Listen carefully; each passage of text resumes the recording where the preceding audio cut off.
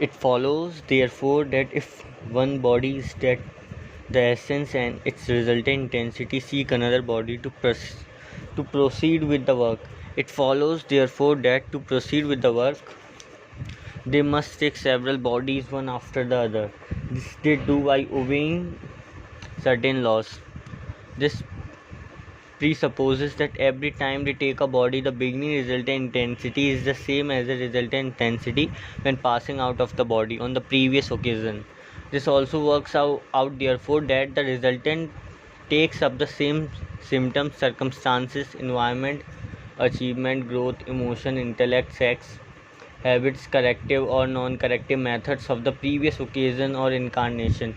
It would therefore take a body that is possible for this combination from a parent anywhere on this planet of 2 or more billion human beings. If it has to select this beginning commensurate with the resultant intensity, which is same as the previous ending resultant intensity, the question of heredity and unnatural inequality imposed by another power of human being does not arise, for the gross essence and resultant intensity are constantly evolving. The gross essence is on the way through many such lives to become subtle essence. If this is so, the whole process of repetition till the purpose is achieved is free and governed by proper use of the free will of man. It is also the use of free will of man whether he decided to remain like a machine. If the analysis is not done daily, if the corrective methods are not applied, if the coded impulses are not subjected to a disinfection chamber, and if free will is not exercised in the basic function of eating, breathing, sleep, or sex, then neither God nor nature is able to force their will on him. For then it would immediately mean the denial of free will, even though it may be in his own interest. No destiny, just or unjust, is forced on man. Let man honestly ask God or nature to take away this prerogative of free will that is given him, and God or nature would immediately take such a man in hand and see that he progresses. This is called resignation of the divine will, and in fact, even though such a person we admits normal life, it amounts to real renunciation of action. This is right surrender. Once the resultant intensity goes beyond the required plus range, it cannot return to the planet.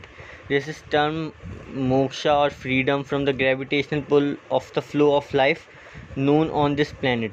As long as this resultant intensity is between a certain maximum minimum, the resultant intensity together with thought patterns will karma bond return to our planet in set cycle. This term reincarnation. The last departing resultant intensity and the karmic patterns of the incoming or the next life are always in a specific ratio to their parallel qualities and constitution of psycho-spiritual forces. When the resultant intensity goes beyond the Earth's measure, we have seen that it cannot return. This is freedom from life and birth and is understood on our planet. The occasion of life is present in all creation, and as such there can be no absolute moksha or freedom from the gravitational life pull of the flow of universal life through from the life as it known on this planet.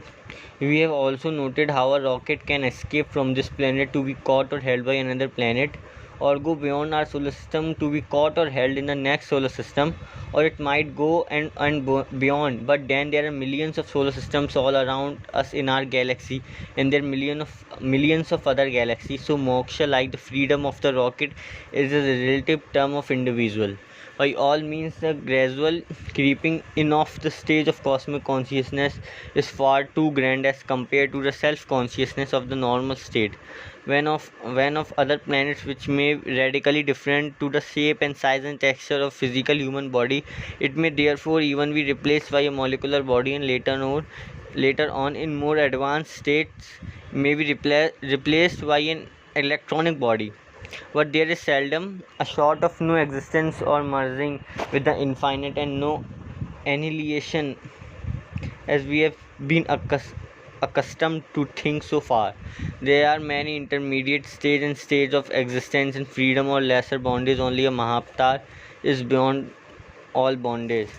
Life in its intensity is varying for each planet, but basically it is one great ocean and is present in all creation. If the resultant intensity and thought patterns are able to deviate consciously to their source before they return to the earth, that is, to the life peculiar to any planet which could be the source of such resultant intensity and thought pattern, that even such source could be experienced by individual in the interval between death and rebirth. This is extremely advanced stage of the individual and beyond the 4 Zenova units. When this happens, it is possible to deviate the essence towards any lower form of life. Even when lower than human being, that particular form of life is experienced consciously as a human. It is incorrect to call such an experience which is consciously experienced a retrograde movement in consciousness. Consciousness, thought patterns, resultant intensity, gross essence, or fine, and life in the form of creation are peculiar and inherent in all matter. The ocean of life is everywhere and in all creation, varying greatly for each planet, but present everywhere, and so certain elements are peculiar to certain planets.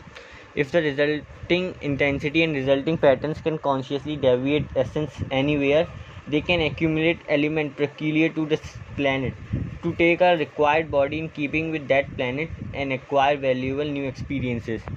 Naturally, such movements require very great speed. The speed of light is great, being about 3 lakh km per second. The speed of thought patterns with the resultant intensity is 116 million km per second, sufficient to escape from this planet yet.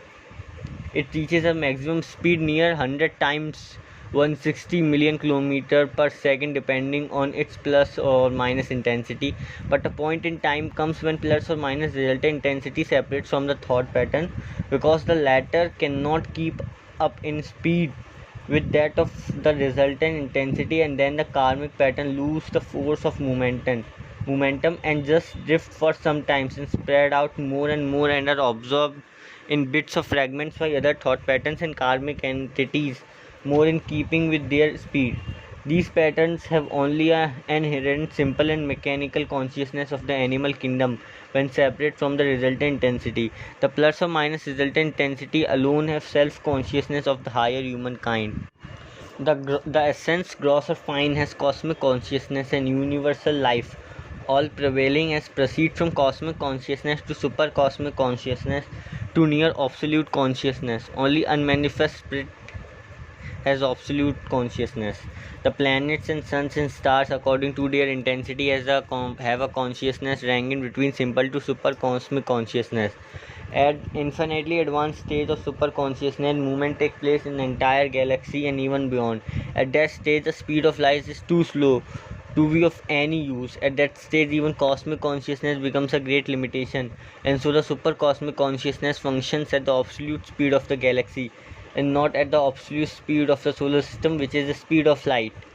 This point to be well understood. Light takes 60,000 years to cross the diameter of our galaxy, a speed slower than the bullock cart on Earth. This in our earthly language amounts to being present in simultaneously and instantly everywhere in our galaxy. This is known as the spirit underlying the whole creation. This is actually spirit manifest. Even this speed of spirit manifest is slow and is not of much use of the intergalaxy travel between millions upon millions of galaxies. So the supercosmic consciousness states then becomes a great limitation in its turn. So even this state has its own absolute speed and its own super galaxial consciousness, which is called the speed manifest, being beyond the manifest state of a spirit. This seed is underlying the whole of creation, even underlying the spirit manifest, yet beyond this speed manifests the unmanifested spirit in itself. It is true also that in the self-consciousness or ego state the number of patterns are maximum. They are much less in the simple consciousness state of animals and diminish further again in the cosmic consciousness and supercosmic state, and so forth. The small number in the former is due to lack of thoughts for the patterns, and in the later case it is the discarding or outgoing of thoughts which account for the diminishing number of patterns. In the lower earlier state, it is like the mind of a child with limited patterns that are simple and several complex and crude have not yet been accumulated as in the adult state. In the cosmic consciousness state, it is again like a child, for the patterns are few and simple, but here the complex and the crude had been deliberately laid aside. The rhythmic breathing, the subjecting of all coded and decoding of the disinfection chamber, the use of corrective methods bring about slowly an intensity of 2 Zenova units which slowly takes self-consciousness across the stage of concentration and meditation, with the result that the decoding and decoding rates drops very appreciably. The patterns now do not accumulate but remain very limited. The stored of patterns are in turn are also subjected to the same process and corrective, with the result that a great reduction of the number of patterns take place. Great amount of mental, emotional, sex and physical energy is saved, and the resultant intensity increases greatly. This diminishing of pattern reaches a point in time when the resultant intensity separates from the thought patterns and cast of partners. Patterns in bits or pieces are observed by other karma born entities on their way to progress through spiritual evolution.